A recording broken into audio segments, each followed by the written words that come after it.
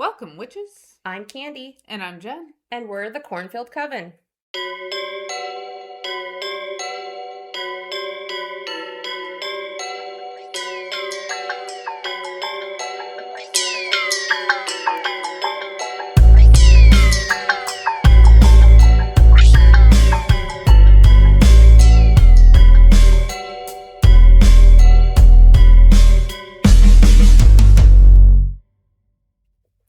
So today, I'm going to take us back to the year... How far back? 1987.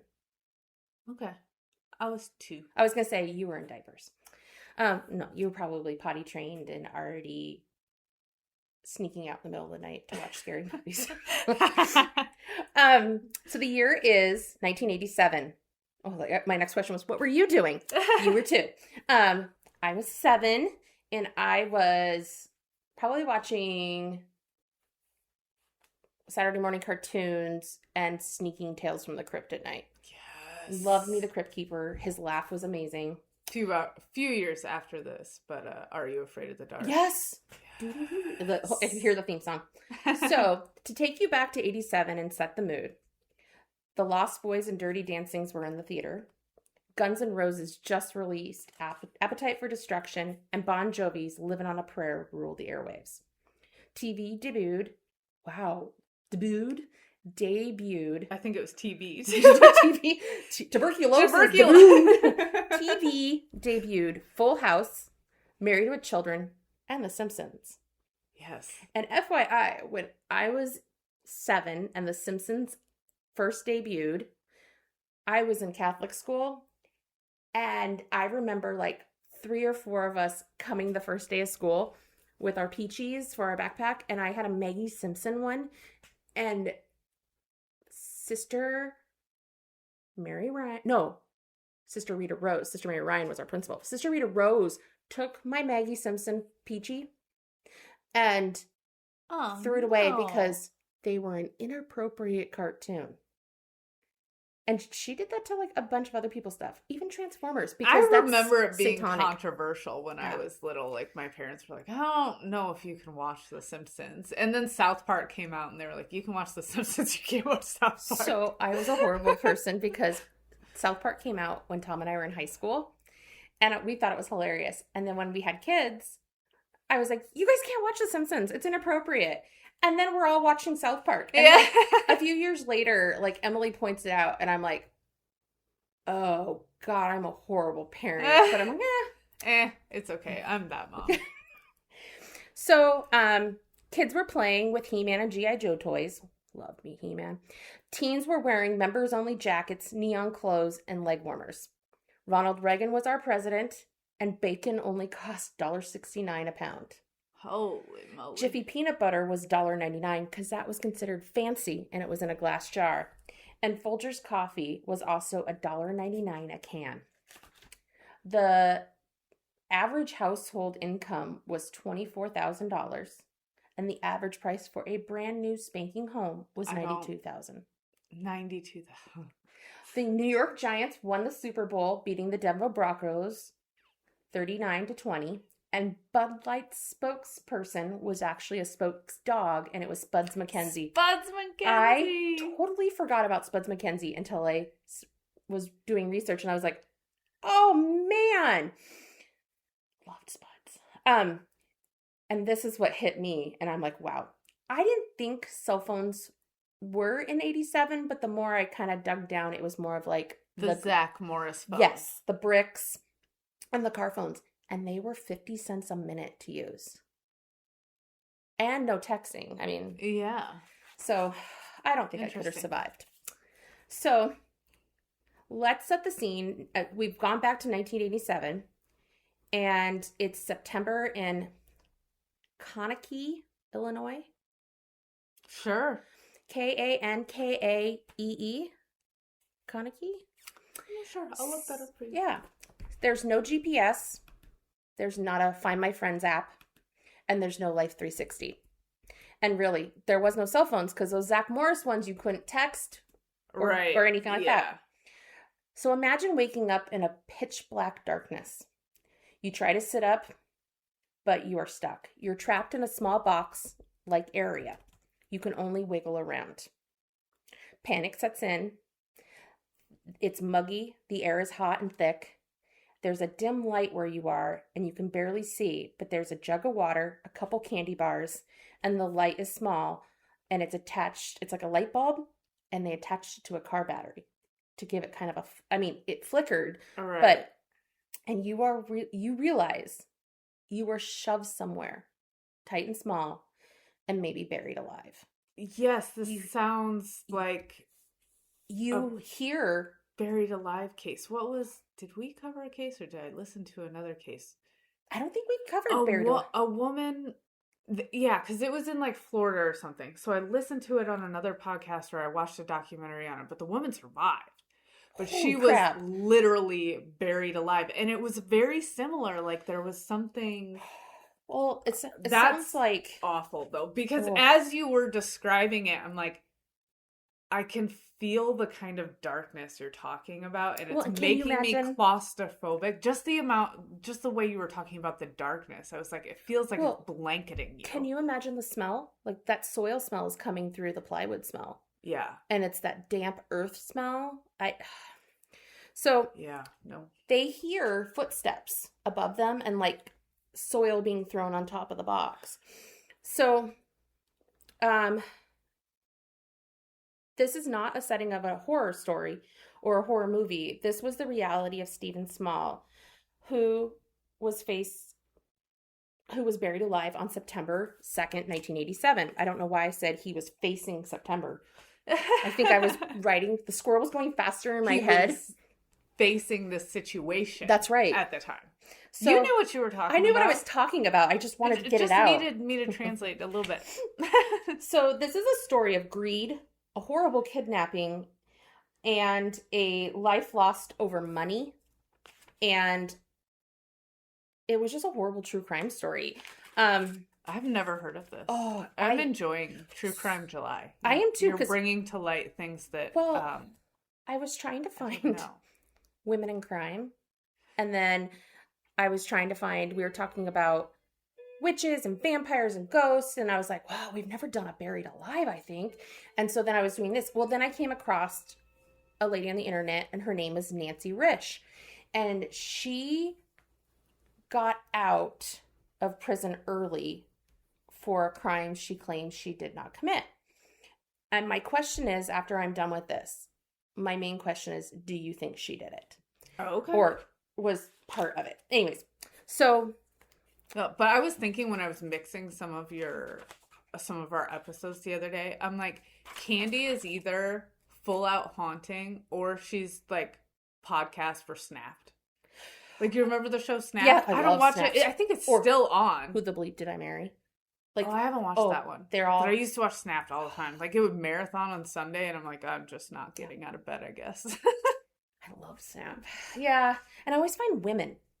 Yeah, that's what I mean. Because Snapped was always the women. Oh, see, and Who the Bleep Did I Marry was usually men. Con man and... Yeah. So... Years of legal battle over who really was responsible and who knew what did what. So, go back a little, just a little brief of why Stephen was picked. Stephen Small was born March 18th, 1947, born to parents Burrell and Reva Small. He was born into a very wealthy local royalty type of family. Stephen was a media heir. He was also the great-grandson of a former Illinois governor, Len Small. Stephen's family owned Mid-America Media, a powerhouse of a lot of radio and television stations. Okay. And that is also where he worked. Stephen... So I'm going to let you get to it, but this is giving me Lindbergh baby vibes. Yeah. A little bit. Yeah. Stephen married Nancy Peterson in 1969, and they had 3 sons. Okay, so he's a man. He's a man. He's grown. He's not. He's 39. The baby. He's 39. He's almost. Oh, that's true. Yeah, sorry. Yeah. No, he's older. He's 39. He's well liked in the community. He's respected. He's part of chambers. He's part of local groups. He, helps out with his kids' projects. You know, him and his wife are liked people. Okay. He also, so at the time of his kidnapping, Stephen was 39, wealthy, deeply passionate about historical architecture. He spent much of his time restoring a rare Frank Lloyd Wright designed home in Candi. Oh. So this is weird fun. because at work, we just got in a brand new Frank Lloyd Wright book. And then I was flipping through TV the other day and there was like a documentary on Frank Lloyd Wright. So I'm like, okay, this is the third time a Frank Lloyd Wright issue has crossed my path. And I'm like, okay, universe, are you telling me something? So I might have to find something. Anyways, Stephen was obsessed with this house. And he would buy old homes like this and flip them and redo them. It's a fun hobby. Yeah. I mean, it was a soft spot for him. He put a lot of time and money into it. On the night of September 2nd, 1987, a little after midnight, around 12:30 a.m., Stephen's phone rings. There was a man on the other end claiming to be the local police officer. This man told Stephen that his beloved Frank Lloyd Wright property had just been broken into and vandalized. Freaked out, angry, and anxious, Stephen threw on some clothes, told his wife Nancy what was going on, and took off over to the house, but he never made it inside the house. Waiting in the shadows was Danny Edwards, a local 30-year-old drug dealer. In debt, desperate for money. He needed a fix. He needed, this is an elaborate plan for a junkie. His mugshot picture, which I don't have here, I should. He looks like somebody from the Ramones, from the band. I was like, at first I was like, that looks like an album cover. I mean, because you would think, you know, if it was just like a fix or something wanted, and it was just one druggie acting on his own, typically, like, just break into the house and steal something of value. It's a Frank Lloyd Wright house. There's going to be tools and copper, all kinds of stuff. In that era, there's copper wiring. Yeah. So okay, I'm suspicious that this is a. This is why I'm asking. This is a solo person. So yes, exactly. So he's desperate for money. Danny ambushes Stephen at gunpoint, tied him up, and shoved him in the vehicle. So going back a few weeks, Danny had constructed a massive wooden box out of thick plywood in his living room. Danny told people when they asked, "What is that?" He said it was a project for his brother. And people were just like, "Oh, okay, well, yeah." Because he was always doing handyman work and just kind of helping to make a quick buck. Okay, but if it's unusual enough that people are asking about it, how unusual was it? You know, because people weren't just like, "Oh, this is another one of Danny's coffee tables." Yeah, right. Or could it weird how it looks like a coffin, right? Who you burying? So that night, Danny didn't have a typical hostage plan. He didn't have a safe house. He took him to a wooded area about 13 miles away from where Stephen was. Danny had Stephen's, how do I say this? Danny had Stephen record a few messages. Like proof of life. Proof of life, begging his wife for money. So when he called to make the ransom, if they said anything, they would have these messages. So they were like agonizing messages on a tape recorder. Because mind you, it's 87. Yeah. So tape recorder. He addresses his wife, Nancy, and begging her to pay the ransom amount of $1 million. Now, you said this family was wealthy. Wealthy. They're that kind of wealthy, right? So not only did they own the media production company, they also were head investors or head stockholders in a publishing company. Okay. So $1 million is feasible. Yes. Okay. So, Danny then forced Stephen into the wooden box, which was already up there, which was waiting for him. And they're like in like a wooded area. And in this, there is a YouTube video that you can watch, and it's these two investigators, but they're like adventurous, and they take you to where the box was found. And not only is it like a secluded kind of wooded area, the ground is mainly sand. So it's very soft, easy to dig. A lot of people go out to this area to target practice, shoot guns, drink beer, do stupid shit. But so Danny puts Steven in the box. There was a super thin mattress in there, a jug of water, a few candy bars, and a light bulb connected to car batteries. Then, getting him in there, they wrestled. Danny knocks Steven out, gets him in there, nails the lid shut, and then throws a tarp over it, and then shoveled dirt on top of the box. And he basically buried Steven alive. Okay, but only 3 feet deep.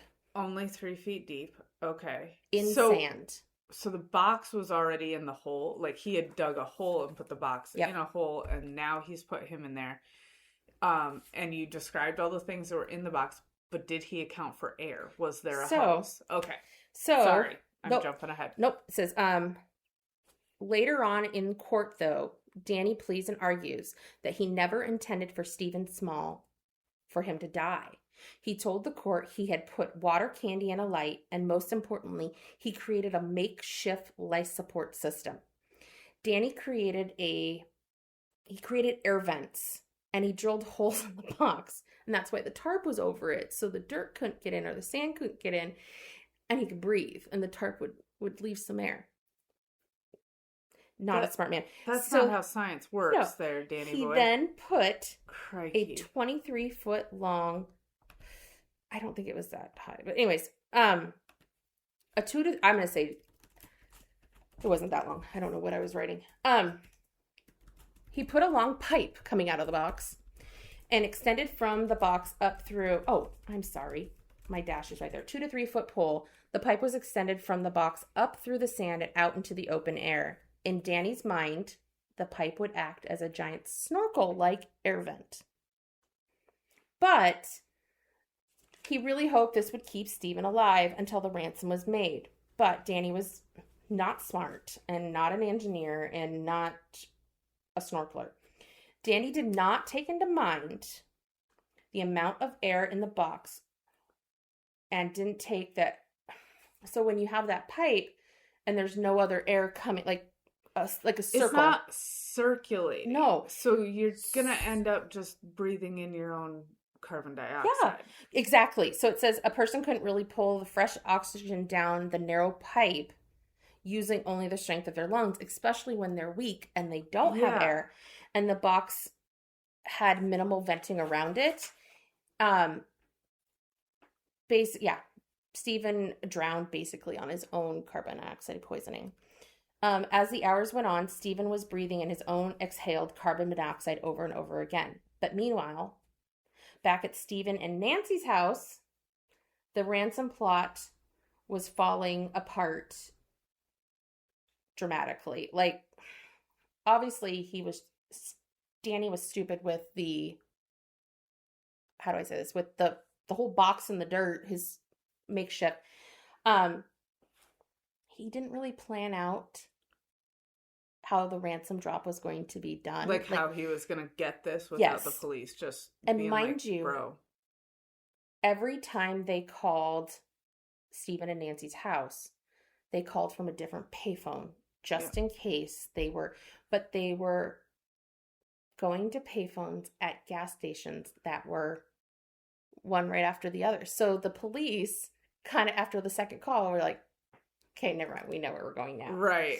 So at 3:30 a.m. follow their trail. Yeah. They're leaving breadcrumbs. Yeah. Okay. At 3:30 a.m., this is when Steven's wife Nancy received the first phone call playing the recorded message Danny had Steven record earlier. Over the next 24 hours, the kidnappers called multiple times. Now, when I say kidnappers, that's because Danny had help, his girlfriend Nancy Risch. So there's 2 Nancys in the story. There's wife Nancy for Steven, and there's girlfriend Nancy for Danny.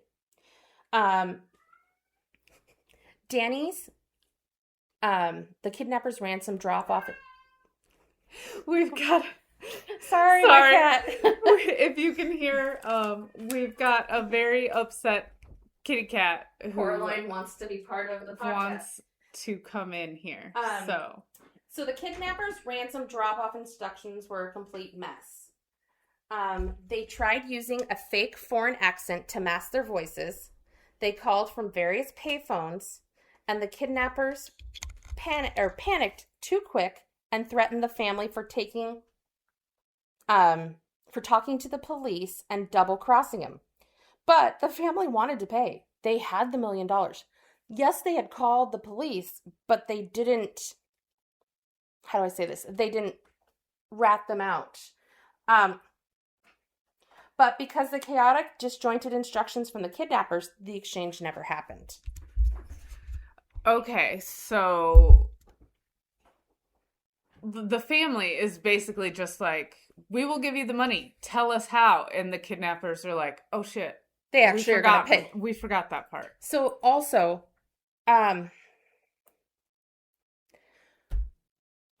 this is my big question that after I wrote all this, I kind of was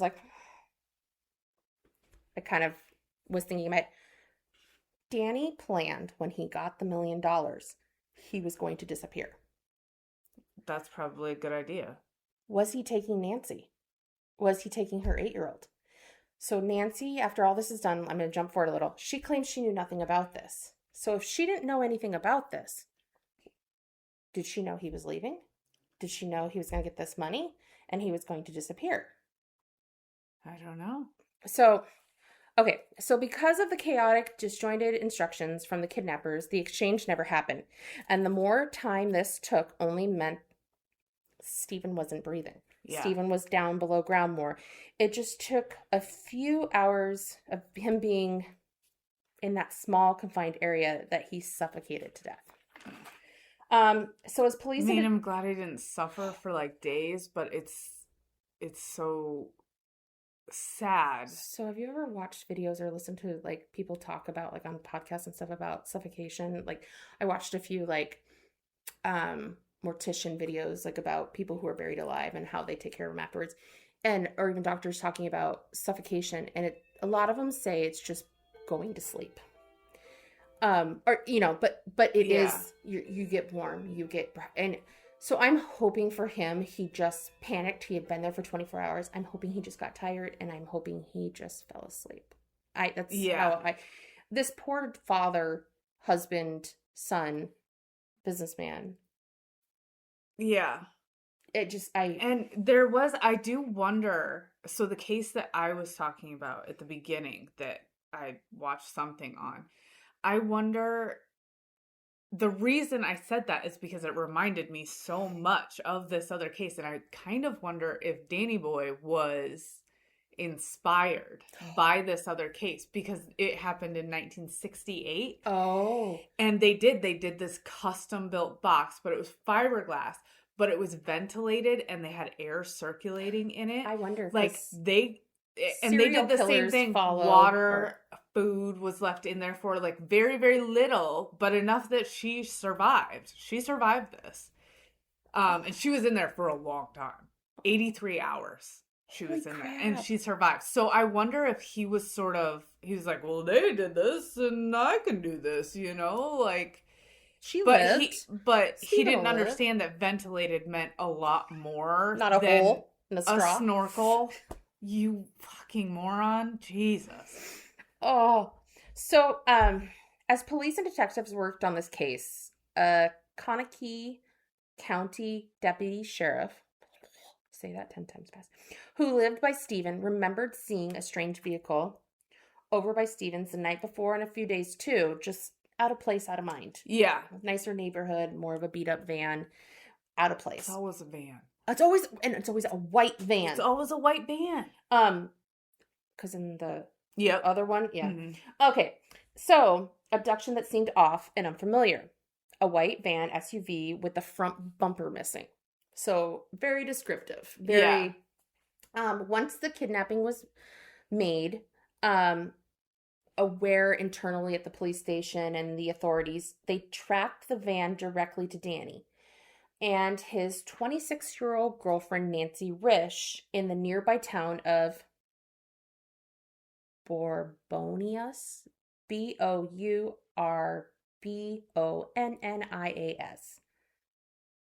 It sounds like something from Yabba Dabba Doo, the Flintstones. When I hear that, I'm like, okay. If you live there, I'm sorry. I'm not making fun of it. Police followed them and caught them making one of the ransom calls. So they caught on to where they were coming. So they're like... They followed the trail of breadcrumbs. Yep. And it so led they were to like, Hansel hold and on. Gretel. Let's get them and get them. And if we catch them in the act, then it's one more. And so they were arrested right on scene. On September 4th, 2 days after the abduction, the FBI and local police arrested Danny and Nancy. Under extreme, intense interviews and interrogations, Danny realized the game was up. He's caught. He's done. Danny agreed to lead the authorities and FBI agents to the rural woods outside Candi.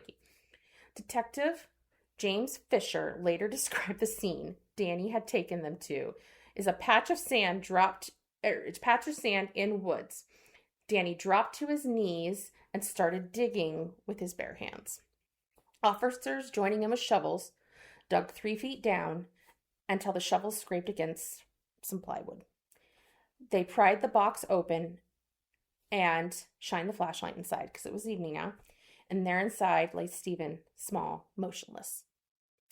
Forensic evidence later revealed the sad and terrifying extent of his final hours. The box showed signs of scratching and traces of human skin.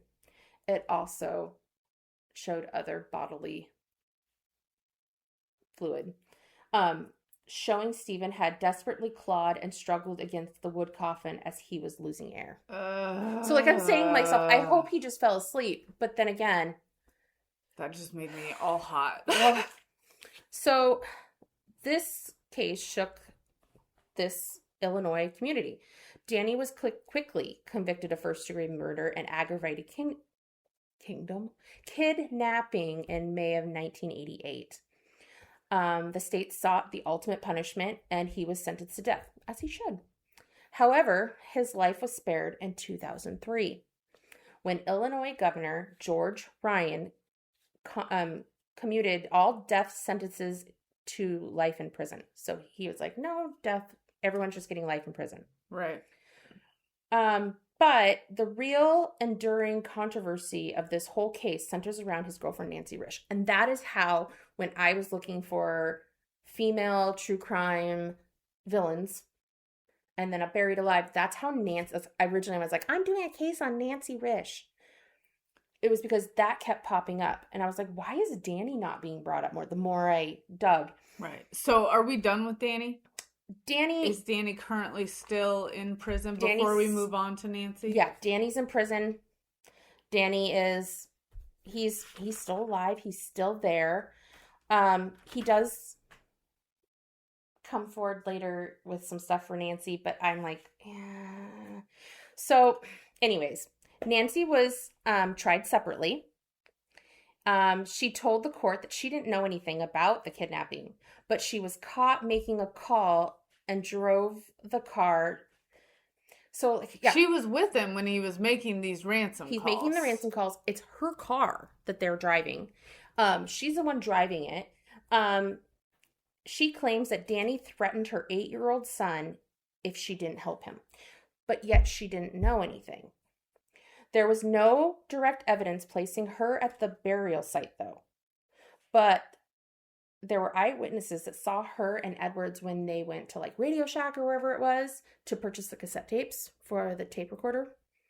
I don't know why I'm making hand gestures of like little square, push down, push play. And the fact that she had driven Edwards around to all the various payphones, that day, they argued she was a willing accomplice, though. So Nancy was found guilty and sentenced to life without parole. So there was enough evidence to place that she knew. There was enough evidence, to prove that at any point in time she could have grabbed her son and took off and said, "Hi, police. My boyfriend's dick and he's going to he buried this gentleman alive. He wants the ransom, blah, blah, blah, blah, blah. Where was her son when the two of them were making the ransom calls and got arrested? I don't know. I didn't see anything of where. I hope he was with grandma. I hope he was someplace safe. My fear is, like, as I was talking to you before this, my fear is, so she's claiming that she, domestic violence is what drove her to help with this. Okay. That, mental abuse, domestic violence. So my fear is, if she was being surrounded by that before this, was he also being made part of this atmosphere? And how is he today? So I might do a part 2 down the road, because I would like to find out more about Nancy. And I mean, I would like her son to, like, I didn't even like burrow more into him, because he might want to be hidden. He might want to be. He very well maybe. I mean, I would. But I would like to do a little more research and come back to this, because. Well, her statements are just so contradictory. Because number one, you can't say I didn't know anything about this and say I was coerced into helping. Those are. Here's my thing. That's an oxymoron. You can't do that. If your husband was building a giant box in the living room, and he's like, oh, it's for my brother. And you're like, all right, cool. What's he going to do with it? Like, we're nosy people. Like, what's it for? What color are you going to paint it? What are you going to do with it now? Why is it in my living room? The other thing is, why is he buying? I mean, I know it's the 80s, but why is he buying cassette tapes? Like, is he gonna record music? Is he gonna make a mixtape? Yeah, I was gonna say, is it a love tape? Like there's just things. Like, I mean, her being with him when he's buying cassette tapes seems fairly innocuous. I think it was sinister, but you can't really prove that it was. But then she says I was coerced into doing this because he was threatening my son. Okay, so let's take then I didn't know anything about this off the table, because that's obviously not true. Right. He was threatening your son, but you had removed your son from the situation. When you're out making these ransom calls, your son is somewhere safe. So you take off. So you could have called 911? Yeah, I mean, you could have told the kid to tell whatever adult he was with. That way it wouldn't be applied back to her. You got him away from Danny. So Danny was, so your child was not in immediate danger. Now, I'm not saying he wasn't, maybe there was something way worse going on. Like, I know that he's at your mother's house and I'll go there and I'll kill your mother too. And maybe, I don't know, but it just, okay. I just don't understand why she was with him making the ransom calls. So when I was researching and I was writing, I was listening, and do not judge me, I was listening to Britney Spears' Criminal, and the whole, mama, I'm in love with a criminal. This kind of love isn't typical. It's cynical. Like, he's a killer. Anyways. And so I was like, oh, so maybe like how she is. Okay. So she is claiming domestic violence is what led her to this, like, to being with him. So, like, and that is entirely possible. I don't want to label her something she's not when she's been through. Is it a mental, like, some things that, we can't imagine. So I don't want to do that either. So basically for over 3 decades, she insisted she was innocent. She claimed she had no idea what Edwards was doing. She maintained that she was a victim of severe domestic abuse, and Danny was a manipulative and dangerous drug-dealing boyfriend. What did Danny say when he was about Nancy's involvement? And see, even Danny Edwards eventually backed her up and writing an affidavit from his prison cell stating, air quotes, I actively worked to conceal my plan from Nancy Risch so that she would have no knowledge of what I was doing, air quotes. My other thing is, was she an addict herself?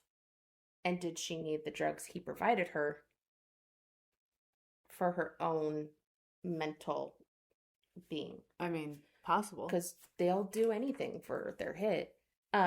So for years, appellate judges denied her request for a new trial, but everything changed because of a piece of legislation, I can't speak today, I'm sorry guys, passed in Illinois. The law allowed prisoners to seek resentencing if they could prove domestic abuse played a role in their offenses. So she was convicted? Mm-hmm. And she was able to... What was she sentenced to originally? Life without parole. Really? And then she goes back, and Nancy has claimed domestic violence played a key role with her and Danny. So on February 2022, after spending 35 years behind bars, a judge reduced her sentence and Nancy was paroled and walked free. Rish's lawyers said her conduct over more than 3 decades behind bars shows she's not a cruel person. She used her time in prison to help other females, encouraging them to go back to school, to go to church, to further their hobbies and help others and to better themselves. Despite being convicted for a heinous crime she did not knowingly commit, she has not wasted these years. She has been using them for good behind bars. Stephen Small's murder remains one of the most chilling tales of buried alive crime. Yeah. So I wish I would have printed her picture when she was arrested, her mugshot. It is a complete 80s hair video. But she is out. And her lawyer, Margaret Byron, Byrne. They fought for her for 30 years, trying to get I don't understand how they convicted her with just, if there was no evidence of her being at the scene. You want to go for accessory or that something? I don't understand how they got her on murder one. Well, and then, where's my piece of paper? All my notes. I don't have it. Anyways, Nancy Rish, when she was being let out, she made an apology to Small's family, apologizing for being connected to this crime and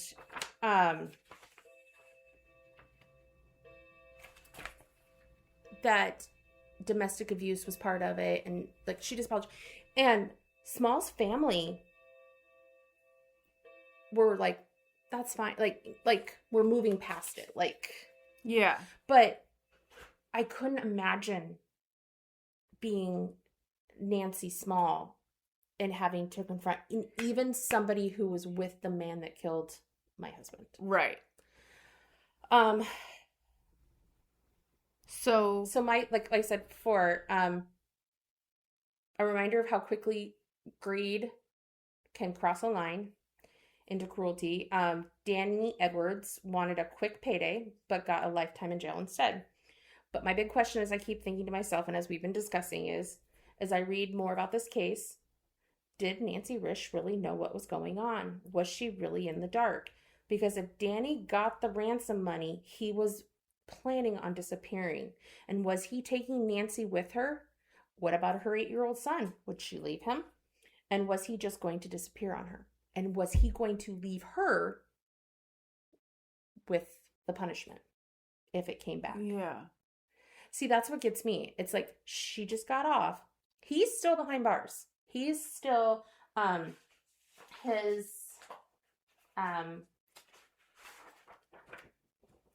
Illinois Department of Corrections internet inmate status. You were able to look it up, and it says he has 4 offenses, and count 1 of murder, intent of killing and injure, no release date, murder, strong, probably kill and injure, no release date, and murder, other forcible felony, no release date, and aggravated kidnapping and ransom, no release date.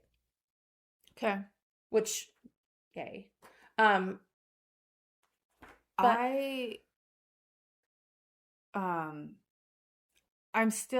I'm just stuck on, I don't know how they convicted her when they had no evidence. I think there's evidence that wasn't released. I think she knew too much. Witnesses placed her everywhere he went. So how do you not know? Yeah. She was tiny little blonde. She was young. She wasn't that stupid. Maybe druggy, but she wasn't that stupid. Yeah, I believe she knew what was going on. But did she participate in burying him, or did she just participate in the ransom calls? In which case she should not have been convicted for murder one. I think she knew what was going on. I don't think she helped with the burial and stuff like that. I think he kidnapped her, Stephen. I think Danny kidnapped Stephen, put him in the car, but I think because it was a van, I think she was driving. Yeah. And she took him to the place. Okay. She stayed in the van. She didn't see anything, like covered her eyes, because then she didn't see. She had plausible deniability. Yep. Yeah. And then that's why Danny wrote the letter saying she was not part of the killing. But yes, she helped with the ransom. She helped with all that. Because why was she at the phone booth with him? That I'm with you. But if there was, domestic abuse involved of her, if he's beating her and like tying her up and being like, okay, make this phone call for me and I'll stop hitting you. But also, if he's threatening her son, a mom will do anything to protect her son. Even a mom who is a victim of domestic violence and who feels weak and feels they have to. I don't know. So that was my question. That's my question to the listeners. What do you think? Let us know. I don't know. She's out though. I also this is why I want to dig more into it. How is she now that she's out? How is the community taking her? Could she go back to where she was? Did she have to move? Is she reunited with her child? I am thankful she used her time in jail for good though. Yeah. Helping others, but I thought this was coming around to maybe there was going to be something showing that she had masterminded the whole thing. Whatever she did, she obviously had actions that she should not have done. But if she really was coerced and there was a lot of domestic violence and she only took part in what seemingly we had evidence that she took part in, I think 35 years is rough. Well, considering that inmates for murder are getting the same amount. But yeah, when you pull up Buried Alive on Google for Midwest Buried Alive stories and stuff like that, it's Nancy. But yet Danny is and then her boyfriend Danny's the one who literally did it. Yeah. So I know they get more attention in the stories because it was this controversy, but it's still okay, why did you get 35 years? Yeah. That is interesting. What are they not telling us? So, okay. But I'm sad for Stephen Small's 3 kids. I'm sorry for his wife and their family. It was all because they wanted a quick payout. Yeah. They just wanted money, and this gentleman lost his life. And to be buried alive and to be scared and to be... It's just horrible. Yes. Yes, it is. I couldn't imagine. So... But that's my story. That's my crazy lady of the month. It was a good one. It was not what I was expecting when I started it. Yeah.